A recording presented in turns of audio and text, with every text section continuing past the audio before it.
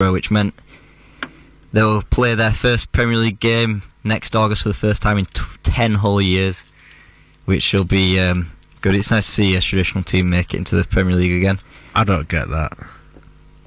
What is this traditional team rubbish I've seen swirling around Leicester lately? City are traditional. Rubbish. Well, the people big saying, tradition. teams like Hull shouldn't be in the Premier League. Why? I'm not saying teams like Hull should. That's what people say. That's what people say. It's nice That's to what be. people say, though. Well, I'm not saying it, but I like. Times change. Just because Leicester used to be in the league consistently, so what? I'd like to see it. I like to see a. It's nice to see any team come up. Well done to them, but this traditional team is rubbish. I like to see times change, traditional teams come in, and then new teams like we've had Cardiff, Hull, Burnley, for instance, in the past few years. But then again, I like to see Leicester Sheffield City. Wednesday should be in Premiership now. No. Well, it's like saying any team that's ever been in the Premiership. It's a load of for like a few amount of years. Something that I can't say at 1 o'clock. But yeah, Friday. They then slumped to their heaviest defeat against Brighton, a non-traditional team, 4-1 as Burnley won. They need now just 5 points off as many games to gain promotion after winning at Oakwell 1-0. Burnley a traditional team. Depends how far back you go.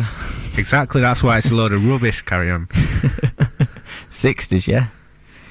Yeah, you've upset my river, but yeah. Right, down at the bottom, Yeovil lost, Barnsley lost, Charlton won, Millwall beat Wigan, which is that's an incredible result. Traditional team beating a non-traditional team, you might say. Wigan, are they a traditional team? I don't think so. It's a rugby league city out there. So. Yeah. But yeah, Charlton aren't safe despite the win. Neither are Birmingham, Doncaster and Blackpool, who all lost and are a couple of points off the drop zone.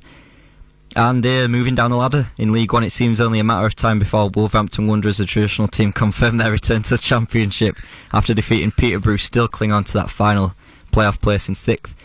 Wolves, in using Bruce, should I say. Starting with football, Omid Jalili, a Chelsea fan, comedian of course, he'll play 2 sell-out charity gigs in order to raise money to help Hereford United pay a $78,000 tax bill. What a guy. Yeah, stand-up guy. God. Go on. Yeah, playoffs next season. Yep. It's a good, nice little optimistic note to... optimistic realism is what that is. It's not like they're going to win the league. You could say it was pretty daring, couldn't you? Is that pretty daring to think that Bradford will get in the playoffs next season? Pretty daring. What? He's coming up, he's coming up, he's coming up, he's coming up, he's coming up, he's coming up. It's Dare, Alex. It's Dare. Gorillas with Dare there. And apologies for the pun. Because that was truly awful. No apologies on my end. DJ in there. From, that was from a Doyle Meister. The banter chief. Yeah, Premier League. Puts more pressure on Gary Monk. Will he be there at the end of the season? To be honest, I don't know if he will be the manager starting next season. It's the modern way. There's a lot of teams in the relegation zone fighting for it, isn't there? Moving on to St. You carry on like this, there's going to be a riot. I predict that. Oh God, we need to stop doing puns, don't we? Newcastle United. This is that doesn't even make sense because he don't even look like him. So people are going to be like, "Why are they making kind of cheap puns?" Gary Monk, he don't look like him. Of course he does. Yeah, Newcastle United hosted Manchester United, and it was and he dropped the ball obviously because I thought it were foul. Did win, so Liverpool don't really have much to complain about. But then Liverpool got a penalty from another poor decision when Adrian was just to have brought down John Flanagan unlawfully in the box, but he did get a hand to the ball, but Gerrard's unguarded net from 30 yards, and then Harry Kane came like fire and brimstone, had a host of chances in his first Premier League start of the season, but it was Adebayor who dragged his first half performance was a mask of his true self, I'd say. Dragged the home side level of his 9th finish of the season with his stomach and hand. Don't know what that means. It hit his stomach and then it hit his hand. Come on, Alex, you're meant to watch these games.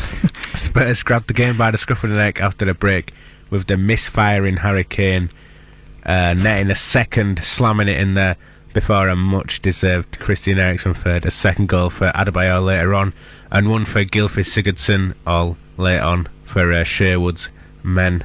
You could say that goal from Sherwood's Merrymen. See, that's good. You could say Kane's goal, Harry Kane's goal was a pile driver. Ooh la la. It's 2 class 3, and when a class 1 eggs are in Waitrose and you can't go there, then there's a problem. It's just mental. And number 1 must be the. Go on. Must be the what? Full touchline run against Manchester United when he was Porto manager. No, it's when he smelled Messi. What? Where have you got this top 5 from, Alex? How is that not in the top 5? Touchline run. It's not just when he smelled Messi. It's the whole mental night in 2011 Copa del Rey final when he poked Barcelona's assistant manager Tito Villanova in the eye. But the funniest moment came earlier when he sniffed Messi and made a gesture that he smelt. So, yeah. He's trying to smell the football genius. That's what he's trying to do. Well, apparently genius stinks. Well, it will do. Prediction.